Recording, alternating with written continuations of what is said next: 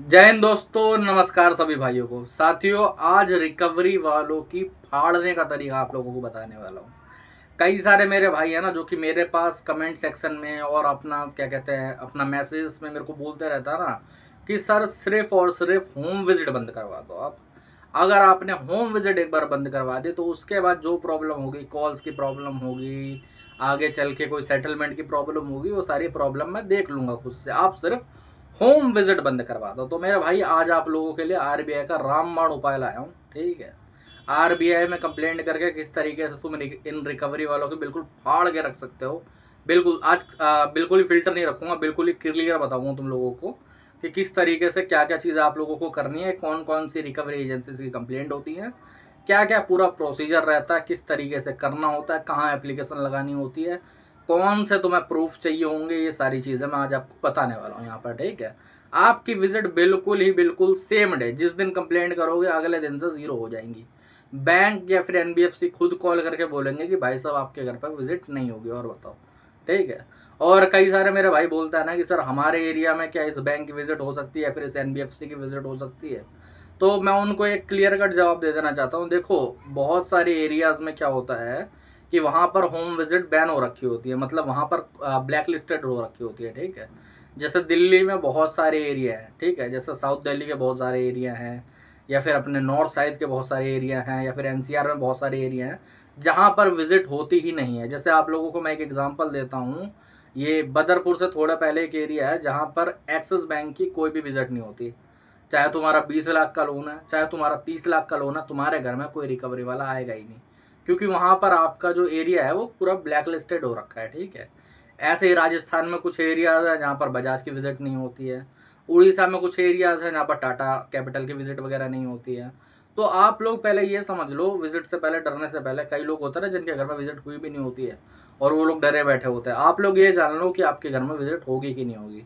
आप लोगों को मैं बता दूंगा, आप लोग कमेंट सेक्शन में अपना स्टेट का नाम, अपना जो एरिया है एरिया का नाम भी जरूर लिख दीजिएगा, पूरा स्टेट मत लिख दीजिएगा। कई लोग क्या बोलते हैं, जैसे डाल देंगे छत्तीसगढ़। अब मेरे भाई छत्तीसगढ़ में बहुत सारी जगह है, समझे।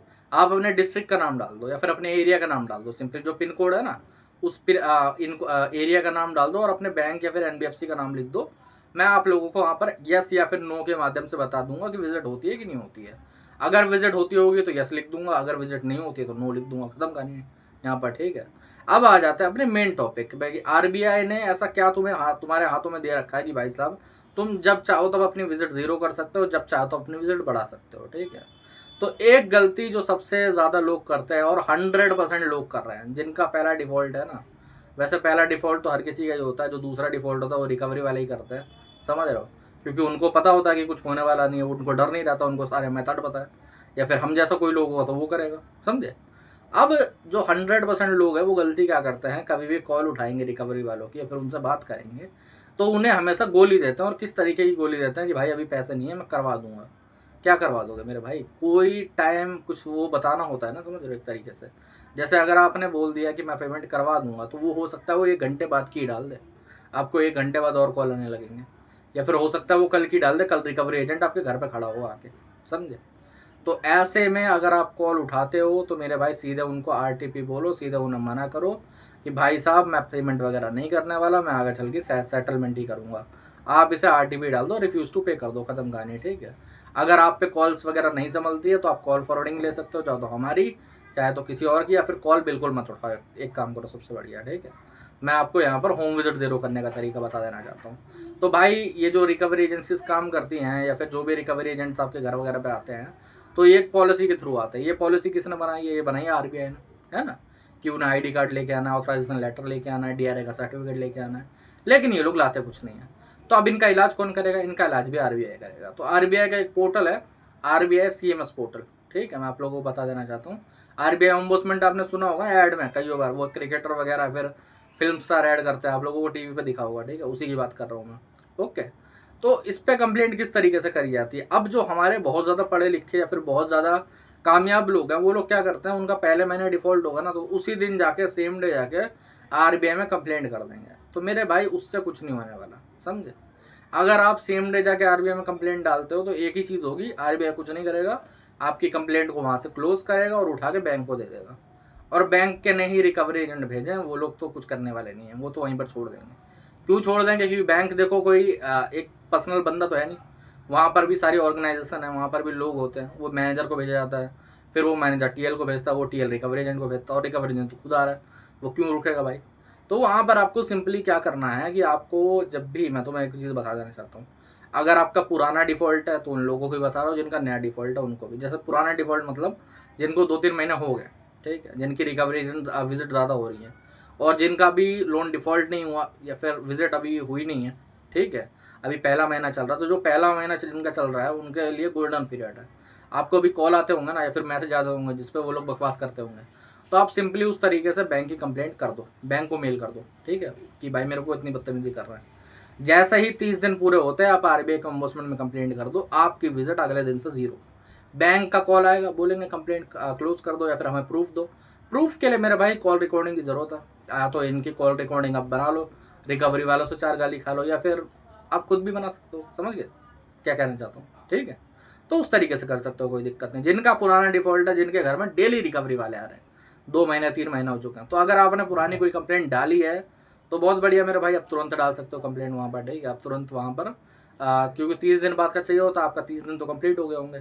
बट अगर आपने पहले कोई भी कंप्लेंट नहीं करी है किसी भी तरीके की, ना मेल पे ना कहीं पर, तो आपको थोड़ा जुगाड़ करना पड़ेगा। जुगाड़ क्या, आपको 19 का 20 करना पड़ेगा। अब ये 19 का 20 क्या होता है? 19 का 20 होता है मेरे भाई सिंपली, आपको क्या करना है कि देखो, मुझे पता है कि आपके 30 दिन पूरे नहीं हुए कंप्लेंट के, आपको पता है, लेकिन जो ऊपर बैठे हैं ना उनको नहीं पता है। तो आप उनको जो बताओगे वही उनको पता चलेगा, तो आप उनको वो बता दो।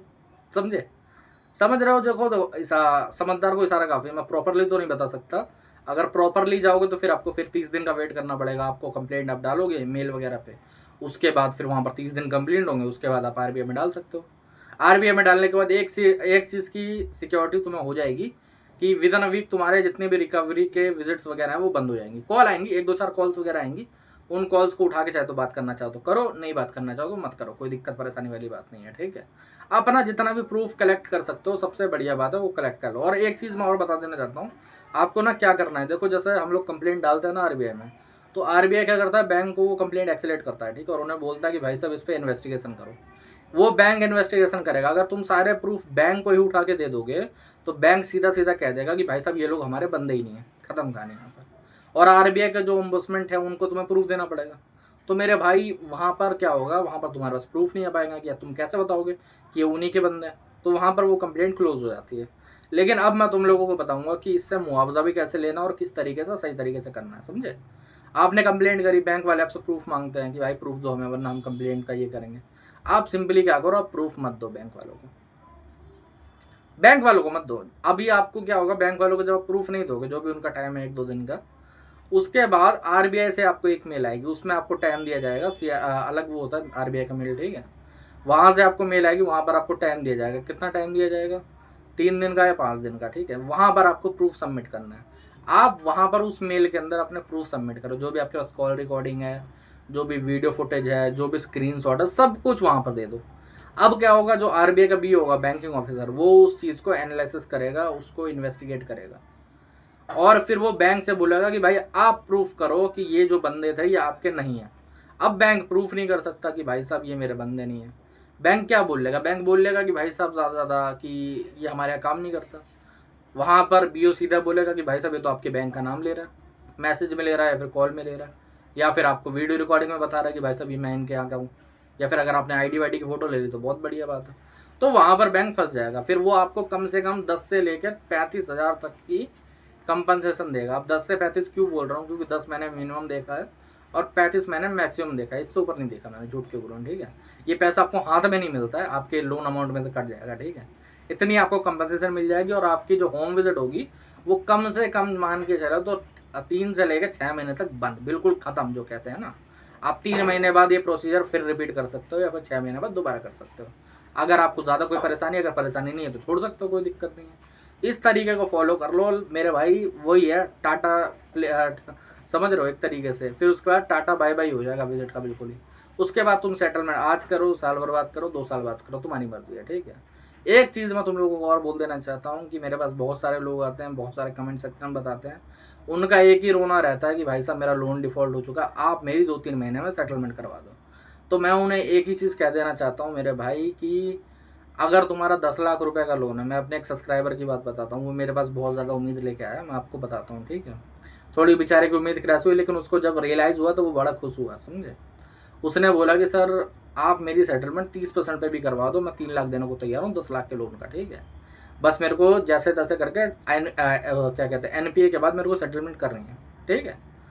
तो मैंने सीधे ही कहा, मैं क्या भाई तू 3 लाख रुपए लाएगा कहाँ से। तो उसका कहना क्या था कि मैं उधार ले लूँगा, मैं इधर उधर रिश्तेदारों से मांग लूँगा, उधार ले लूँगा, कहीं और से पैसा उठा लूँगा। तो मेरे भाई एक चीज़ मैं बता देना चाहता हूँ, बैंक वाले वेट कर लेंगे, बैंक के रिकवरी वालों को तुम रोक लोगे, लेकिन जो तुम बाहर से ब्याज पे या फिर कहीं और से पैसा उठाओगे ना, उनको रोकना बड़ा मुश्किल है।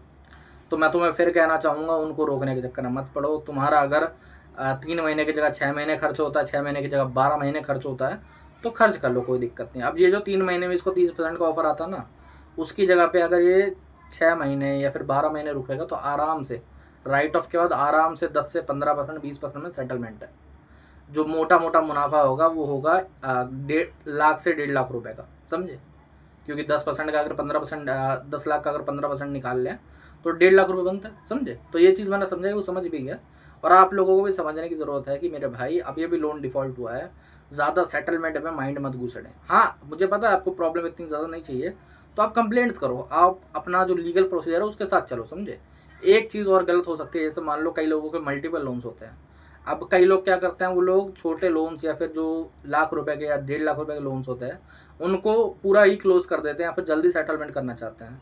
एक मैं आप लोगों को अपने कस्टमर की कहानी बताना चाहता हूँ, उनके साथ क्या हुआ था। उन्होंने एक एसबीआई का उनका कार्ड था, उनके और भी लोन चल रहे थे। एक आईएफएल का लोन चल रहा था, उनका बड़ा लोन था, आई गेस 14 लाख समथिंग होगा, ठीक है। इनका जो कार्ड था एसबीआई से वो होगा 1.5 लाख 2 लाख रुपए का लमसम। तो इन्होंने उसकी 40% में सेटलमेंट कर ली, जो भी 70-80 हज़ार रुपये बनता था उन्होंने एक बार में पे कर दिया। अब जो आईएफएल वाले थे वो सिविल तो रिपोर्ट उनके पास रहती है, उन्हें वहाँ पर दिख जाता कि भाई इसने कितनी पेमेंट करी है और कितनी नहीं करी है, समझे। कौन सा लोन सेटलमेंट करा, उन्होंने सेटलमेंट की रिपोर्ट निकलवा ली, निकलवाई, पता चला कितने अमाउंट में सेटलमेंट हुई है। तो इन्होंने उसके खिलाफ फौजदारी का केस दाखिल कर दिया कि भाई साहब इसका पैसे हैं बट ये पैसे नहीं दे रहा, क्योंकि उसकी ईएमआई जो बन रही थी 14 लाख की, वो आई गेस मेरे हिसाब से 28,000 रुपये कुछ बन रही थी, ठीक है।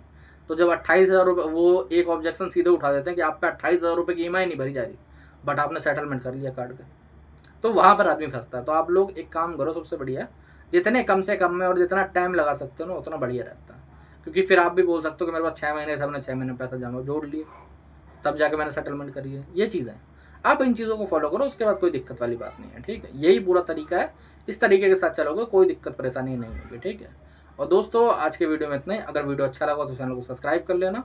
और अगर मुझसे जुड़ना चाहते हो, मुझसे बात करना चाहते हो, कॉल बुक करवाना चाहते हो, या किसी लीगल नोटिस का या फिर किसी केस का कोई भी रिप्लाई आपको चाहिए, ठीक है, तो ऊपर मेरा नंबर आ रहा है, आप मुझे व्हाट्सअप पर मैसेज कर सकते हैं, ठीक है। व्हाट्सअप के माध्यम से हमसे जुड़ सकते हो। ओके, जय हिंद।